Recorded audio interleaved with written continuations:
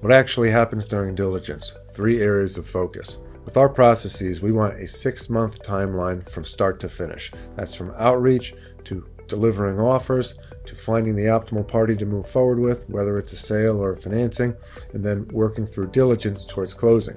So the first 100 days of our processes are the procurement of those offers. The last 2 to 3 months is the diligence period.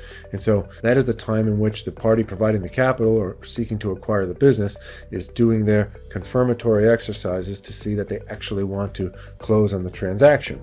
And this sometimes has a mutual component to it where the party we're representing is equally evaluating whether they want to consummate the transaction as well with the prospective acquirer or capital provider. But looking at it from the counterparty's perspective or the acquirer or capital provider's perspective, and the question always arises when we're discussing with our clients, like, what actually happens during this, right? And so it's easy to say, okay, and then there's diligence and then you get to closing, right? But that timeline, that chasm, if you will, between the letter of intent to the closing of a deal, a lot of things take place. And to shed some light on that, we wanted to highlight 3 main areas of focus play center stage during that process. And so the first of these is the financial diligence. And so you'll hear phrases as pre-acquisition financial diligence, quality of earnings, things of that nature. So that's where an acquirer comes into the situation. They will ask for all of the financial records of the business, monthly P&Ls, monthly balance sheets, breakdowns of customer concentration, and a lot of other details. And we work with our clients to provide what can be provided, to provide substitutes for anything or workarounds for anything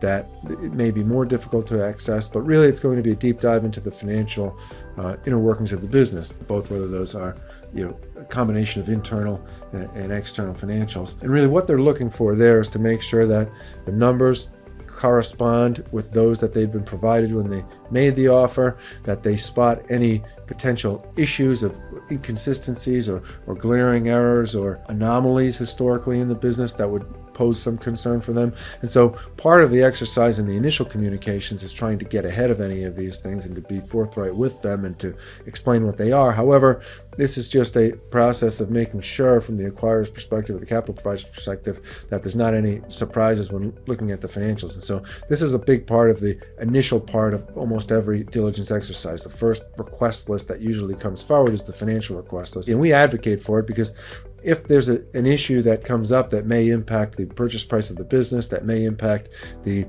compensation post-transaction for anybody that's sticking around, we want to tackle those issues first, right?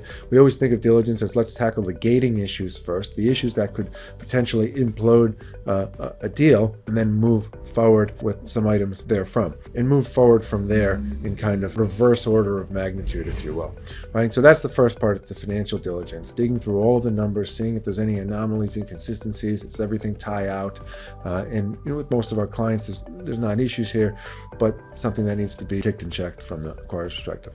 Secondly, is going to be a legal diligence. And so usually these start kind of in tandem. And so a diligence, you can think of a Gantt chart where the first item will start, and then there will be some second items and third items that kind of start in parallel. But the second of these is a legal diligence. And so you'll see looking at all of the contracts, making sure the company's in compliance with any regulatory considerations, making sure there's no outstanding litigation, HR considerations. And so really, again, it's going to be a request list for a bunch of data and access to some of the people within the company to the extent that ownership is comfortable with that. And typically in a process, ownership will say, hey, these are the people that know what's going on and that we can communicate with. But as the process continues, it's more broadly understood generally. But in any event, second component is going to be that legal diligence, making sure from a compliance, risk allocation, contractual, payables and vendors and all things like that everything's on the up and up from a legal perspective as well. And then lastly, we call kind of industry specialized diligence. So if it's a software company, you will have a diligence of the code, right? Looking through that to see if there are any errors, issues, technical debt in that regard. If it's a distribution company, you'll have people come and walk the distribution floor to count inventory, to see what spacing looks like, what products and whatnot. And if it's manufacturing, it'll be vehicle, machinery inspections, equipment inspections, things of that nature. And another one of the main categories of what we're doing is just broad business-to-business services. There will always be, depending on what the business is, if it's a specialty consulting firm, if it's an architectural or engineering firm, if it's a paving company, if it's a window cleaning company, whatever it might be, there's always going to be some special piece of the company that needs or requires a particular diligence that's specialized or pertinent to its vertical. These three things, and usually there'll either be a specialty consultant that comes in, or the owner of the acquiring business or some of the senior executives of the acquiring business can do that specialized diligence component themselves.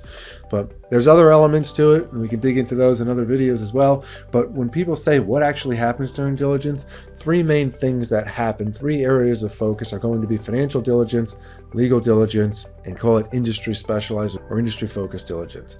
So with that in mind, when you say what takes place in those 60 to 90 days post LOI, post letter of intent towards closing, that's a lot of it. It's not all of it, but at least to give you some general framework. And so that's the thought for today. What actually happens during diligence? Quite a bit. These are three areas that probably comprise 70 to 80% of that time and effort. Hope the week's going well for everyone. Keep pushing forward. God bless. We'll see everyone next time.